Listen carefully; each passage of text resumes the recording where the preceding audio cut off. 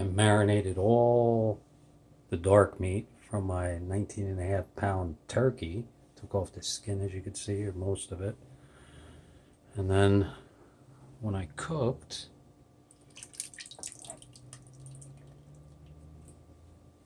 I did my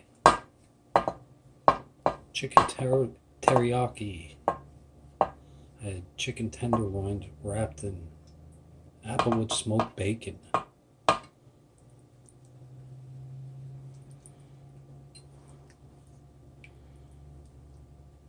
And then I saved the juice because I knew this is what I was going to do.